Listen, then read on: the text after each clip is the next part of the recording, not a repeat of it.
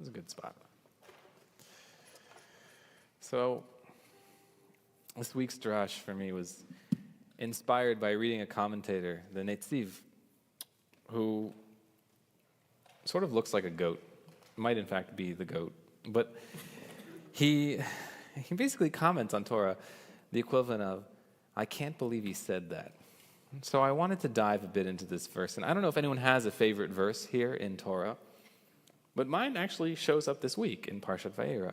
It's Genesis 18:25. Abraham is talking to God and then just rebukes God. He says, Chalila lecha, right? Hashofet kol haaretz lo ya'aseh mishpat. God forbid, he says to God, shall the judge of all the earth not do justly? Abraham rebuked, this is like pure chutzpah, by the way. It's very chutzpahdik. But I want to back up a second, because how did we get here in the first place? We're in the middle of this narrative in Genesis, right? And God has said, should I hide from Abraham what I'm about to do? Because the outrage, the scandal's happening in Sodom and Sodom and Gomorrah. It's big. The sin is grave. I'm going to go down and see what's going on. And if there's a problem, I'm going to take note. And then Abraham stands before God and says, listen, are you going to sweep away the innocent along with the guilty? What if there's 50 innocent people among the city? Will you wipe it out and not forgive them?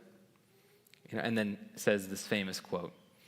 And God says, okay, if I find 50 people, I will forgive them. Abraham says, well, look, I'm but dust and ashes. But suppose the 50, there's not, maybe like 45. Will you destroy the whole city on account of 45? God's like, all right, I will not for 45. And Abraham goes on, well, 40 now. God's like, okay, not 40. This is a very Jewish story, by the way, in case you're wondering. And he says, don't be angry at me, but what about 30, right? Abraham finally says, okay, now I venture to speak again. Did that just change, or was it just me? I venture to speak again. What if, don't be angry at me. What if there were 10? Right?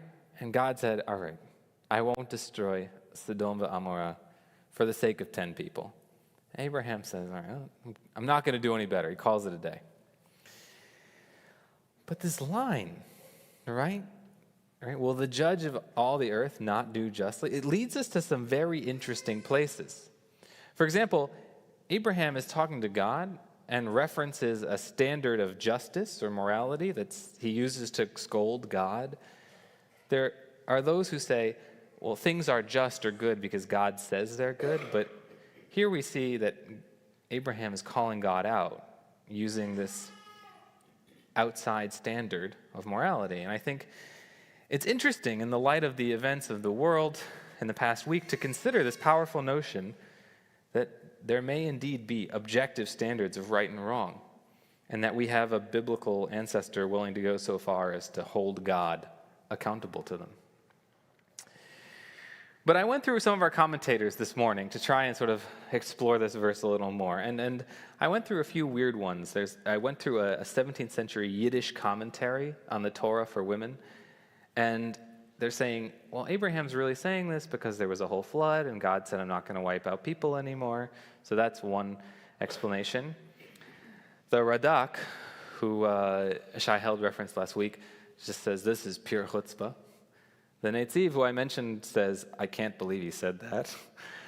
And others try and find ways to sort of say, well, no, they're both perfect, and we just didn't quite read it right. It's generous. But there's one idea I didn't find, and I wanted to share it here because I was looking for it and I didn't see it, so, well, I'm going to share it. See, we had this whole discussion about love last week. I don't know if you were here. It was a big to-do. Watch the video. It was great. And when we focus on the language here, we see that Abraham says, will the judge of all the earth not do justly or justice? But the word he uses is not the one we talk about. It's not tzedek, right? It's not din, right? Justice, din. Instead, the word is mishpat. from the same root as the word shofet, or judge.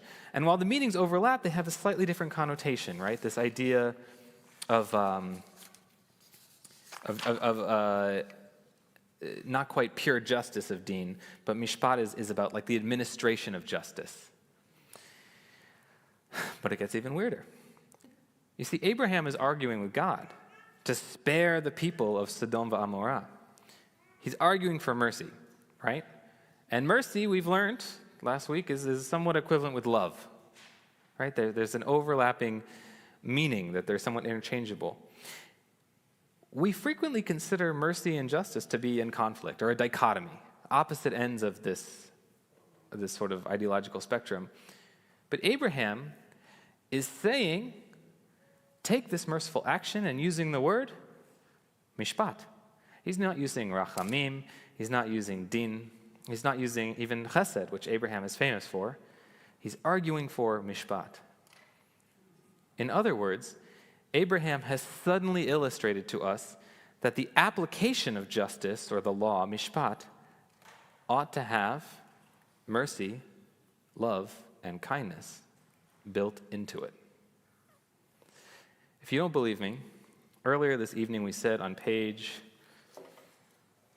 150, right? In our Sidur, Ahavat Olam, this prayer, the evening prayer. I'm going to pull it up just because I can. Right?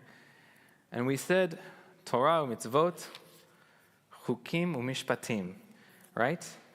In the prayer in which we bless, we bless God for the infinite love that we've received, we talk about that love coming in the form of laws and mishpatim, and justice, right? Merciful love and the administration of justice in this prayer are indubitably linked in the same way that Abraham, our ancestor, associates them himself in this week's Parshah. This is a spicy one. But in the world today, I don't know, is anyone here reading the news? No, we've all said enough of that. We could just shut it off, shut the whole thing down. In the world today, conversations about justice, and it doesn't really matter where you stand, the mishpat, the legal system we use, are not including this sense of chesed, this sense of rachamim, this sense of compassion. No one is writing in pick your outlet, I don't know, the New York Times, Fox and Friends, whatever it is, and saying, what if there's 10 among the no one is saying that. But maybe we should. Not in some not in some Pollyannish way. I don't want to close our eyes to reality. But in a forgiving way. In a way that acknowledges chesed, loving kindness, no matter where we stand, in a way that sees in the other, in a place of wrongdoing like Sodom v'Amorah, that there are probably good people involved. Abraham is famous in our tradition for chesed, for loving kindness, piety. It doesn't really translate well, like we discussed. And in Kabbalah, it's interesting to note that chesed and is sort of is the opposite of din, of justice. And it's only when you combine the two, right? Kabbalah is not just about sefirot, these concepts, but about the bridges between them. It's only when you combine the two that you get tiferet, that you get something, that you get splendor, that you get something, if I can use a bit of poetic license, something splendid. If we want something splendid, we're going to have to look at mishpat, and it's going to have to include chesed, and it's going to have to include din. And we'll probably have to take inspiration from our ancestor and argue for a world that has that loving kindness involved. So, some food for thought. Shabbat shalom.